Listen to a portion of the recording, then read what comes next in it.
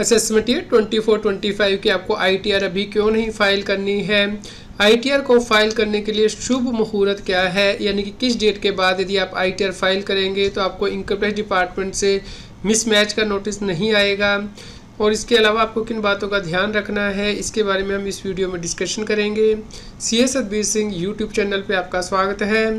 आप हमारे YouTube channel को सब्सक्राइब कर लें, क्योंकि इस पे हम आपसे रेगुलर इन्फॉर्मेशन शेयर करते हैं, जिससे कि आप इनकम टैक्स की कॉम्प्लायंस कर सकते हैं और इनकम टैक्स के नोटिस से बच सकते हैं। इसके अलावा आप हमें व्हाट्सएप चैनल और Telegram channel CA Satbir Singh tax hill पे भी सब्सक्राइब कर लें। लिंक वीडियो के डिस्क्रिप्शन में भी दिया गया है, कमेंट में पिन किया गया है, ताकि आपको इनकम टैक्स के रेगुलर अपडेट आपके मोबाइल पे ही मिलते रहें। आप सभी लोग जानते हैं कि 1 अप्रैल से असेसमेंट ईयर 24-25 की ITR फाइल करनी स्टार्ट हो गई हैं, लेकिन आप ये जान के हैरान रह जाएंगे कि 1 अप्रैल से 17 अप्रैल के बीच में बहुत से लोगों ने अपनी इनकम टैक्स की रिटर्न भर भी दी है। दोस्तों, आप जान के हैरान रह जाएंगे कि अभी तक 1 अप्रैल से लेकर 17 अप्रैल के बीच में 2,58,000 लोगों ने अपनी इनकम टैक्स की रिटर्न फाइल की है, जिनमें से कि 2,37,000 से ज़्यादा लोगों ने रिटर्न को वेरीफाई कर दिया है और 1,56,000 से ज़्यादा रिटर्नें प्रोसेस हो चुकी हैं। लेकिन आपको ये जानना जरूरी है कि आपको इनकम टैक्स की रिटर्न फाइलिंग किस डेट के बाद स्टार्ट करनी है, ताकि आपको इनकम टैक्स डिपार्टमेंट से कोई नोटिस ना आए। सबसे पहला कारण जिसका कि आपको ध्यान रखना है कि आपको इनकम टैक्स रिटर्न अभी नहीं फाइल करनी है, वो है 26 AS। तो जब आप इनकम टैक्स के पोर्टल पे लॉगिन करते हैं, उसके बाद आप ई फाइल में जाते हैं, इनकम टैक्स रिटर्न में जाते हैं, यहाँ पे व्यू फॉर्म 26 AS पे क्लिक करते हैं। उसके बाद आप इस फॉर्म को चेक करते हैं, जिसमें कि आपकी TDS और TCS से रिलेटेड इन्फॉर्मेशन आती है कि आपका कितना TDS कटा है, TCS कलेक्ट किया गया है। तो ये जो इन्फॉर्मेशन है वो 15 जून तक अपडेट की जाती है इनकम टैक्स डिपार्टमेंट के द्वारा, क्योंकि इस डेट तक ही जो TDS की रिटर्न है वो डिडक्टर के द्वारा फाइल की जाती हैं। तो उसके बाद ये इन्फॉर्मेशन इनकम टैक्स के पोर्टल पे अपडेट होती है।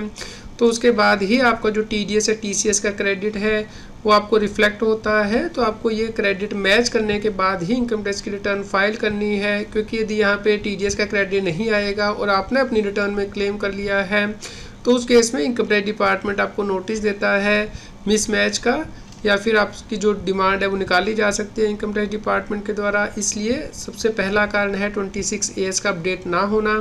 तो इसलिए आपको अभी जल्दी नहीं करनी है इनकम टैक्स रिटर्न को फाइल करने में। दूसरा कार्य है फॉर्म नंबर 16 या फिर 16A। जैसे कि जो सैलरीड एम्प्लॉय होते हैं, उनका जब TDS काट लिया जाता है तो एम्प्लॉयर के द्वारा फॉर्म नंबर 16 जारी किया जाता है। या फिर यदि अदर देन सैलरी है, उस केस में आपका TDS कटा है, जैसे कि बैंक की FD की इंटरेस्ट इनकम पे TDS काटा गया है, तो उस केस में बैंक के द्वारा फॉर्म नंबर 16A आपको जारी किया जाता है। तो इस केस में ये फॉर्म आपको जारी किया जाता है 15 जून तक, क्योंकि 31 मई तक TDS की रिटर्न फाइल की जाती हैं डिडक्टर के द्वारा। उसके बाद 15 जून तक आपको ये फॉर्म जारी किया जाता है। तो ये फॉर्म मिलने के बाद ही आपको अपनी इनकम टैक्स की रिटर्न फाइल करनी है, ताकि आप वहाँ से अपनी जो सैलरी है उसे मैच करने के बाद ही इनकम टैक्स रिटर्न में डालें। इसी प्रकार जो TDS की जानकारी है या इनकम की जानकारी है, वो आपको अपने TDS सर्टिफिकेट के साथ मैच करने के बाद ही इनकम टैक्स रिटर्न में डालनी है, ताकि आपका कोई मिसमैच का नोटिस ना आए। अगला कारण है आपकी फाइनेंशियल ट्रांजैक्शन जो रिपोर्ट की जाती हैं डिफरेंट इंस्टीट्यूशंस के द्वारा, वो 31 मई तक ही रिपोर्ट की जाती हैं इनकम टैक्स के पोर्टल पे। तो चलिए डिस्कस कर लेते हैं कि कौन सी ऐसी ट्रांजैक्शन है जो कि रिपोर्ट की जाती हैं।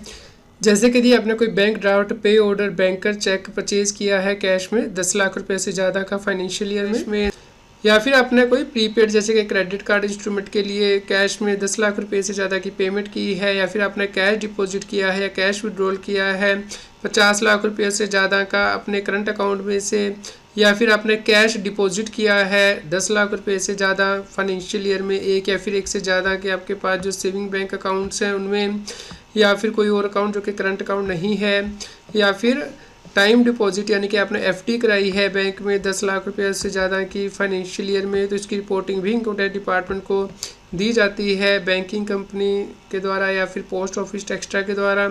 या फिर कोई व्यक्ति 1 लाख से ज़्यादा की पेमेंट जो है कैश में करता है, या फिर 10 लाख रुपये से ज़्यादा की पेमेंट किसी और मोड से क्रेडिट कार्ड के लिए।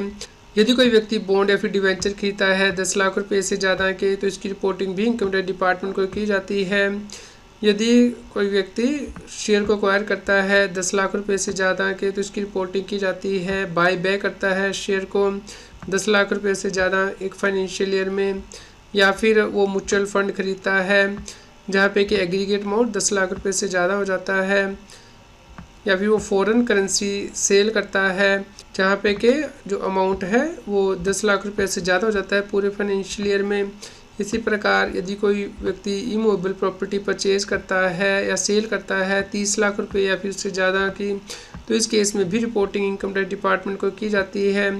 यदि कोई व्यक्ति कैश पेमेंट करता है कोई गुड्स खरीदने के लिए 2 लाख रुपए से ज़्यादा की, तो इसकी रिपोर्टिंग भी इनकम टैक्स डिपार्टमेंट को की जाती है। तो ये सभी इन्फॉर्मेशन आपकी 31 मई तक अपडेट होती है इनकम टैक्स के पोर्टल पे। तो उसके बाद ही आपको ये इन्फॉर्मेशन चेक करने के बाद अपनी इनकम टैक्स रिटर्न फाइल करनी है। अगला रीज़न है AIS और TIS यानी कि एनुअल इन्फॉर्मेशन स्टेटमेंट और टैक्स पेयर इन्फॉर्मेशन समरी, जो कि इनकम टैक्स के पोर्टल पे अपडेट होती है।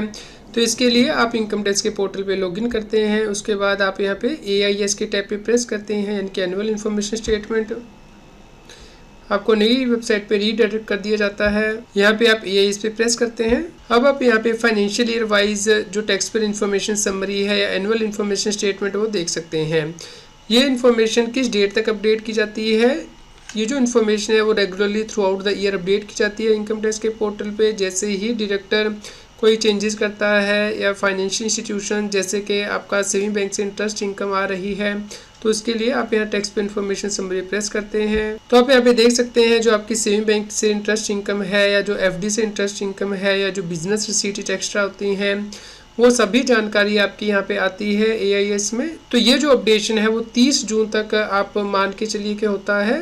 तो उस डेट के बाद ही आपको अपनी इनकम टैक्स की रिटर्न फाइल करनी है पोर्टल पे।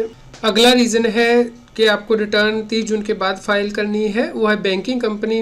यानी कि कई बार ऐसा होता है कि आप बैंकिंग कंपनी के पास अपने फॉर्म 15G या 15H दे देते हैं, तो जिसकी वजह से कि वो आपका TDS नहीं काटते हैं आपके FD से इंटरेस्ट इनकम पे। तो इस केस में बैंकिंग कंपनी को ये इन्फॉर्मेशन इनकम टैक्स डिपार्टमेंट के पास भेजनी होती है। तो ये जो जानकारी है वो 30 जून तक ही भेजी जाती है फाइनेंशियल ईयर के ख़त्म होने के बाद बैंकिंग कंपनी के द्वारा।